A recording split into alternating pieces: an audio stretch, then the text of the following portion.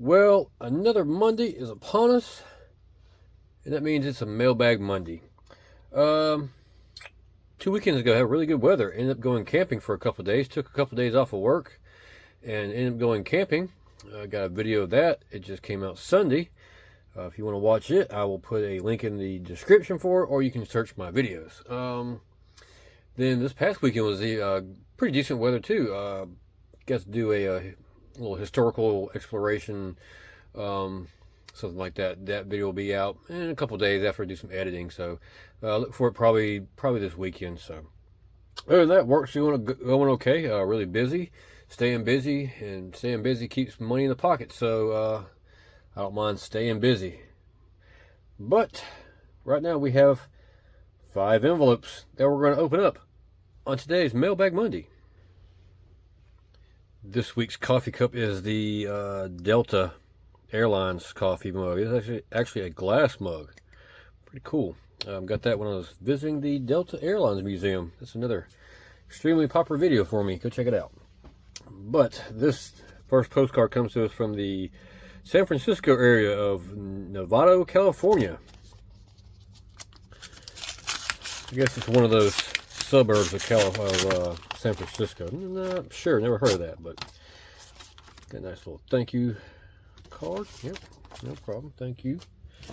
Very well protected card. And looks like a little invoice, a thank you note. I'll look at that later on. This is what we're out here to see here. If I can figure out how to get it open. There we go. It's like a big pack of cheese envelope. Like the Kraft singles. It looks like that. Interesting. Anyways. First card is a Biloxi, Mississippi. Now, this is pre-casinos, okay? So, in this area today, right in this area here is the Beau Rivage. Beau Rivage is right in here. Parking garage is here. I believe that was the Buena Vista, if I'm not mistaken. I had to go back and look. I think that's Buena Vista. And then in this area here, from about here to here, is the Hard Rock Casino. And in this area here is the parking garage. And this is still a marina. Everything else is pretty much the same. But this is also pre-Katrina as well. So some of these businesses in this area here are gone. Like they're at there, if you can see where my finger's at, that little yellow, that is a Waffle House. That Waffle House is gone. You can see how close it is to the road. Hancock Bank was there, it's gone. Bombay Bicycle Club was there, it's gone. Can't remember what that is. That's all empty field now. That hotel is still there. That is a newer hotel now. That, I'm not sure what that was right there, but it is a McDonald's today. And actually, the Waffle House that is there behind that gas station, the gas station is still there. They rebuilt it. Behind that Waffle House is gone. Well, they replaced it with the world's most expensive Waffle House, which is just out of sight here, right about in this area here, right at the edge of this postcard. I think they said it cost about $2 million to build that Waffle House. Now, you know how it's a typical Waffle House. There's nothing special about the size or anything, but it's actually sitting up on piers or pylons about 5 or 6, 7 feet in the air. It's quite interesting. I'd do a little video on that one day. It's interesting to see. It's not crazy, but it's just interesting to see a Waffle House on stilts. But anyways, there's no postmark on this one. It was mailed, or it looks like it was mailed. You can tell here the people are talking about what they did, where they were, blah, blah, blah. It looks like they were staying at this part here. You can see where there's a pin mark on it. And then they went fishing here, or ate at the restaurant here at the Sun and Sand or Buena Vista, whatever it was. I forgot. Anyways, let's take a look here real quick and see what it says about the Biloxi, Mississippi, the Loop. Old and new blend gracefully as elegant condominiums and modern hotels coexist easily with quaint restaurants and peaceful harbors. This section of Biloxi, known as the Loop, includes Biloxi Visitor Center and the Town Green, and offers a wide variety in dining, sightseeing, and relaxation. Now, the Town Green is this area here that they're talking about. They have a lot of festivals and get-togethers and things like that in that area, and they still do that today.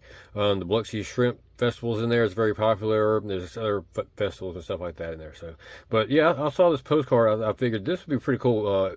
Add to the collection of local postcards. I've never seen it before, or if I have, it wasn't well priced. This one was maybe $3-4 total shipped, maybe $5 at the most. I doubt I paid over $4 for it. But anyways, yeah, this might be a cool addition to my local postcard collection. Now, that last postcard, I believe it was probably from the early 90s, maybe late 80s in that area.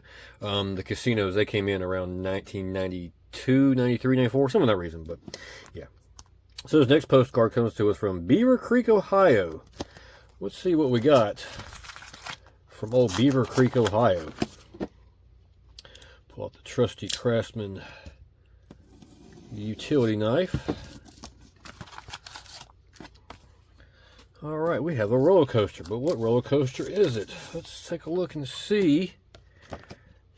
This is the Roaring Tiger. Let's take a look and see what it says real quick here about it. It says the Roaring Tiger, the South's longest and fastest wooden roller coaster, Circus World, Orlando, Florida. Now, this roller coaster at Circus World opened in 1974, I believe. And then the the amusement park changed names to Ringling Brothers Barnum Bailey Circus World. It was that name until the early 80s, and then it just went to Circus World from then to late 80s. After that, it was they transformed it into what's called Boardwalk and Baseball. Kind of did some remodeling, redesign of the whole amusement park and things like that. And that actually closed in 1990 when Busch, that owns Busch Gardens at the time, they bought it. And in 97, they sold the property, and it was basically sitting there empty for a while. Then in 2004, it was cleared to build a park. I can't think of what it was called, but it's a park, then it's not a amusement park, that sort of thing. So this actually had a couple different names. It originally was called Michael Jackson's Thrill Coaster. I don't know how he was involved with the roller coaster.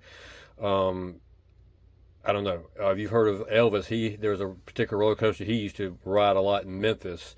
That was his roller coaster, that sort of thing. So I'm not sure how Michael Jackson plays into this.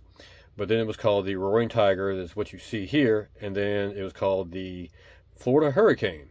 Now, when the park moved, when the park closed, this roller coaster actually moved to Arkansas, Hot Springs, Arkansas, Magic Springs theme and water park, actually, as the Arkansas Twister.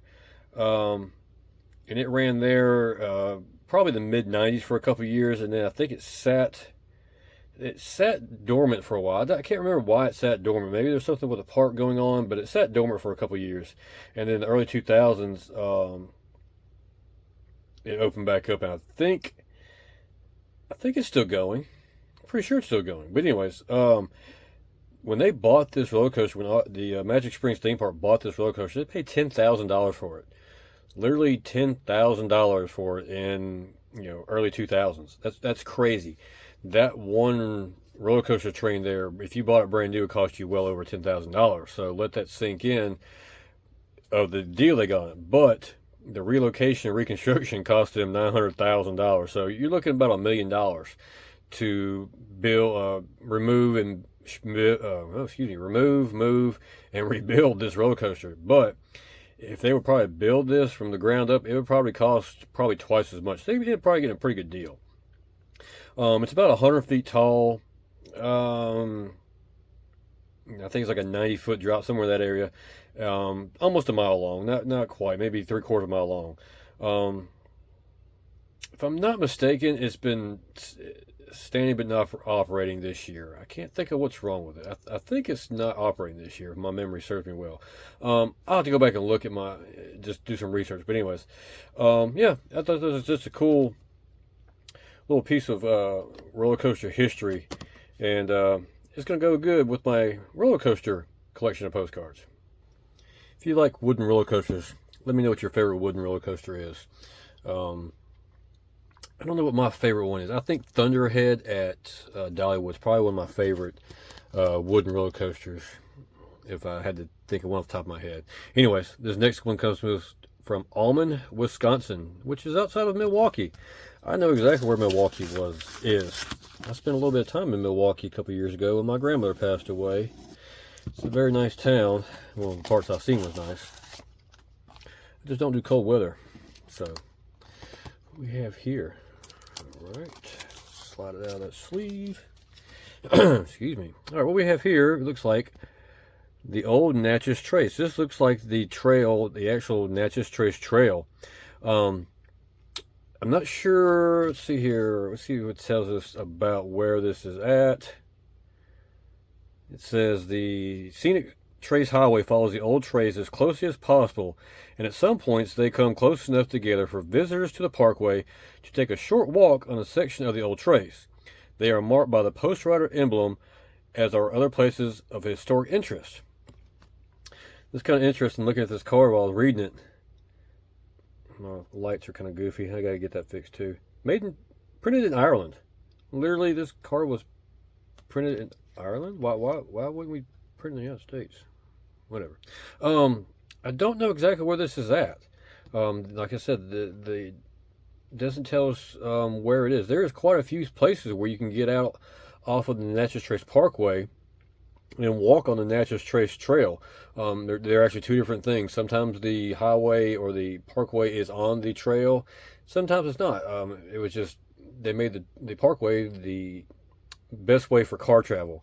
And the trail was just the best way they could do at the time. You know, it was built in the 1800s for travelers and things like that. So anyways, I just thought that was kind of interesting.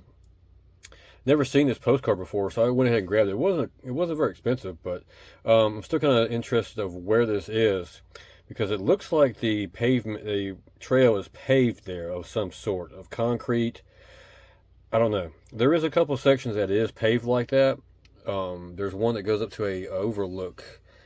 I want to say it's in Alabama, about midway through Alabama, if I'm not mistaken. But that might be it. I just can't place my finger on where this is. But yeah, it'll go good with the Natchez Trace postcard collection.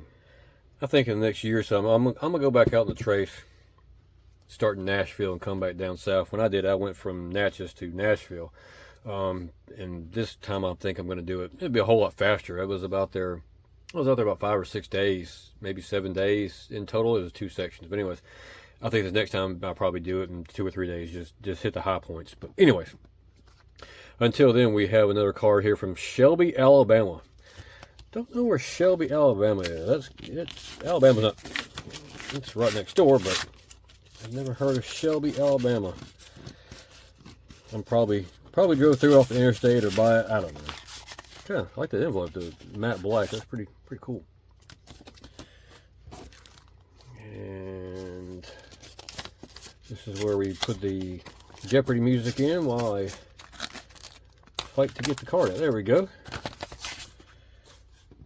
Another one of those craft singles type envelopes. It just reminds me of cheese. Let's go get me a grilled cheese sandwich. Excuse me. This is another postcard of the Natchez Trace. This is the 13 Confederate soldiers, unnamed soldiers, I think it is. If you look there, you can see the gravestones. And let's take a look here. And it says, Natchez Trace Parkway Confederate Grave Sites Trail. Adjacent to a short section of the old Natchez Trace, just north of Tupelo, Mississippi, are the grave sites of 13 unknown Confederate soldiers. Whether they died of disease or from battle fought near here in 1864 is not known. They are few of the over 483,000 Americans buried as unknowns during the Civil War. That's quite sad. They don't even know who it is. So, anyways, this was an interesting area of the Natchez Trace. I did one or two videos on it, and it was interesting. Let's just say. Now, where these people are walking here, that is the actual Natchez Trace Trail. The Natchez Trace Parkway is out this way a good bit. It's maybe eighth of a mile, 500 yards. It's not far. But once you walk on the trail, you can come up and go off to the side here, and there's actually those 13 unknown soldiers. I think it just says Confederate soldier on the tombstones. Now, the tombstones, the original tombstones by like the early 40s, they were gone. People stole them, tore them up. They just weren't there. So I think the state replaced them in the 1940s, and then when the National Park Service took over the trace in the 70s, they had to replace them again as the same outcome as it happened. Whereas the gravestones were gone. People stole them, kicked them over, tore them up, whatever. It's quite unfortunate. But we've gone about 50 years and they haven't been destroyed. They're still there. So that's great. It's just interesting that they buried them right there alongside the Natchez Trace Trail. I don't know if that's where they ended up at, or that's how they got there, or what. It's just one of those unique oddities of the Natchez Trace. And the last postcard comes to us from Almond, Wisconsin again. Same company, same person. They must have had some good cards, or I don't remember buying them separately. I don't know. I got a envelope here at the house that I'm going to open up probably next Mailbag Monday. It's got probably 5 or 6 cards, and I paid like 50 cents a piece for them. I got a really good deal on these cards. So, well, I guess I cut the flap off, but not that part. There we go. I'll get it together one day, folks. So the last postcard in today's Mailbag Monday has another, nope, no cheese envelope, just a regular envelope. Okay. Now, this is the Natchez Trace Sunken Trace, excuse me. Let's read it out the back of it here first before I go on. It says, during the late 1700s and early 1800s, thousands of travelers walked the Natchez Trace, a primitive pathway through the Choctaw and Chickasaw Indian nations. The trip of nearly 500 miles between Natchez and Nashville required as much as 4 weeks. In places, the trails eroded deeply into the land, giving rise to the term sunken trace. So the sunken trace, the closer you get to Natchez, the deeper it gets into the ground. Now, the reason being is it's closer to the Mississippi River. Before all this was about, the Mississippi River was probably over this area itself and deposited a lot of sand and loam and things like that. Where sand and loam is not very stable, and it takes a while to compact down. So over the hundreds of years of foot traffic and horse traffic and wagons and soldiers and explorers and all that good stuff, it actually sunk the trail into the ground. Now, where this is at, this is a postcard is probably from the 80s, maybe early 90s. I'm thinking 80s. Now, this is a very interesting place if it's the spot I'm thinking of. It is in Mississippi, obviously. It's pretty close to Natchez. And actually, there's 2 places of sunken trail. And I'll put some pictures up here on the screen. If you look over here to the right-hand side of it, this is probably the area that we're looking at. Now, there's 2 trails, and I've asked some people that know a good bit more about it than I do. I asked them why would there be 2 trails in places, and they're saying that if it was muddy or they couldn't get past it or the conditions weren't right, they would just go around it and just basically make a bypass. So that's what you see here. But this postcard is of the left side. It is not as green as it is in this picture anymore, as you can see with the pictures I'm putting up on the screen here. Which is kind of interesting. This postcard makes it look more, not creepy, but more serene, with all the greenery and things like that. It's pretty cool looking, I think. I think it'd be pretty cool as a picture on the wall in a decent size. It's just cool. But this stop on the Natchez Trace is probably one of the top 5 popular spots. I've been to it 3 times over the last couple of years. Just going down there and checking it out. Nothing's changed, but I just go down there and check it out just because it's just cool. And every single time I've been there, there's been at least 1, 2, 3, sometimes even 4 or 5 people there checking it out. Just kind of depends upon the time of the day and how the cards lay. But yeah, if you ever do the Natchez Trace Trail, there is a section. I'll see if I can find the mile marker and I'll put it up on the screen here. Go see it. It's pretty cool. It takes 4 or 5 minutes, 10 minutes, however long you want to take it.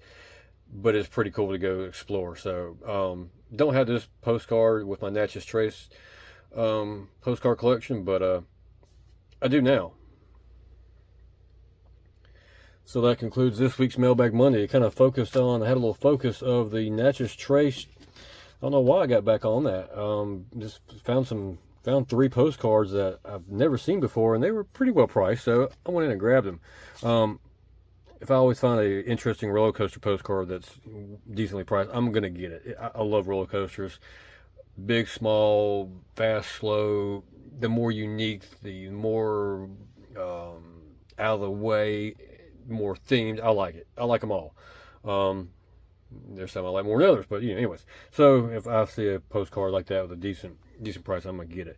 And this one here of Biloxi, that was pretty interesting. Interesting to see. It brought back a lot of memories. If I'm not mistaken, like I said, this is probably the early '90s. My heyday of the Biloxi loop and then the strip that's down the way here was early 2000s, late 90s. Get my driver's license and things like that. You can kind of tell how old I am. But yeah, I had a really good time, a lot of good times in Biloxi prior to Hurricane Katrina. And let's just say I'm glad there wasn't cell phone cameras and cell phone video takings back in those days. Which we're just gonna leave it at that. I had a great time in Biloxi, but yeah, just cool little, somewhat diverse set of postcards this week. But yeah, if you ever been on the Natchez Trace and you remember seeing these spots, let me know what you thought about it. If you remember Biloxi back in the 90s and 80s and 70s, what was your favorite part or favorite time frame era of Biloxi, Mississippi? Let me know in the comments below. What's your favorite wooden roller coaster? Let me know in the comments below. But anyways, I'm gonna go finish my coffee, take my shoes off, relax for a little bit, and then enjoy the rest of my Monday. I hope y'all do the same. But anyways, appreciate y'all watching, and we'll see you next time.